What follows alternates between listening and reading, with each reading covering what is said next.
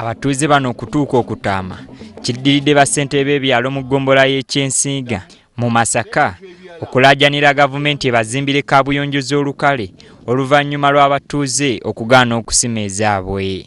Okusinziira ku batuuze, gavumenti bw'ebeera nga terina busobozi bubazimbira kaabuyonjo z'omulembe, olwo nabo beetegefu okugenda mu kkomera baggalirwe olw'obutabeera na busobozi kuzimba kaabuyonjo ezituukana n'omutindo gavumenti gweyagala nga yo tegusobola. Twaguma batusibe era bw'otuuka mu maka agasinga tulina bukondekwa. Omusenyu gwatulemesa okujjako omuntu ayeesobola ennyo aye nazo zibalukanga omwala bez'ekikonda bwe zaabalukanga. Twabanenyanga kitono toyi zibaluka naye naffe okusinziira mu maka ebyo twabirabanga. Toyi mutuyambe waddala wano wetulondera ate ejjukira katulinawo akatawuni kakuze bane mutuwe toyi tubeegayiridde nnyo ekyo nga tufukamira gombola kifo mbaka wa pulezidenti tusaba tuwanire ku kintu ekyo tufune toyi mu kasenta wano. Ssentebe w'eggombola y'e Kyensiiga Abdul Nsubuga bakira abayitaayitamu okumubuulira ebizibu bye boolekedde ne bamutegeeza nga kaabuyonjo bwe zibalemye okuzimba olw'ettaka ly'ekitundu kyabwe okubeera nga lya musenyu nga tebasobola kubisimako binnya bya kaabuyonjo so nga bwe basima ebinnya ebyo era tebasobola kubizimbako buyumba. Ekizibu kya kaabuyonjo tukisangira ddala nga kyakabi kanene nnyo.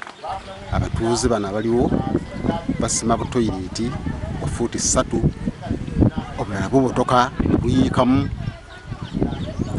kazambi n'aseeyeeya kungulu enkuba bw'etonnya n'atwalaganya. Abatuuze ku kyalo kino basoba mu 200 so ng'ekitundu kyabwe kigenda kikula kyokka nga tekirina kaabuyonjo eyali yazimbibwa ku ssomero lya gavumenti erisangibwa mu kitundu kino nayo yabomokabomoka dda ekireetedde abatuuze okwekuniza ng'effumbe olwo abandi ne beeyunira obusiko. Sebo mu ngeri endala tetulina bwe tuyinza kuziyiza bantu abo kubanga banneiba baffe ate abamu balina n'abaana mu ssomero lino. Kati twesanga nga omuzadde bw'abanga afunye tayimu eyo y'okugenda okweteewuluza tetulina bwe tugenda mumuziyiza wabula tumuleka n'agenda n'akola emirimu gye. Naye ku nsonga y'okuyambibwako ku by'obuyonjo era abazadde basigala beesuuliddeyo gwa naggamba naye ffe tusigala nga tulwana nakyo. Bo abatuuze abagamba nti baliwaddewaddeko baasenga kumpi n'akasomero ka Paradise of God abakaddukanya bwe beefiiriza ne bassaawo zi kaabuyonjo ezitali za lubeerera kubanga abazadde gye baddukira okwetaawuluza kyokka nga nazo zikaddiye. Ekisinga okunyiiza abasomesa ate kwe kubeera nga abazadde tebaagala kwenyigira mu kusima oba okuzimba kaabuyonjo za ssomero lino. Kale tweraliikirira ekizibu kya kolera kutuzinda mu bwangu ddala nga ate situlina na ddwaliro lisobola kutuyamba mangu ng'eri ebitanda. Ng'eggombola tulabye okuziba tusalawo next financial year tubateeke mu budget tubazimbe. Naye mu kaseera kano tugenda basaba bagira basima butoyo butonotono bwe babadde bakozesa babongeremu amaanyi okusinga by'okumusansa.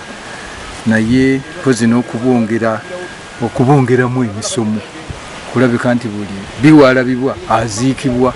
Kati abakulembeze b'oku kyalo kino bali mbweraliikirivu olw'endwadde ng'ekiddukano ky'omusaayi ekiyinza okubazinda so ng'ekitundu kino tekirina wadde eddwaliro mwe bayinza okuddusa omulwadde.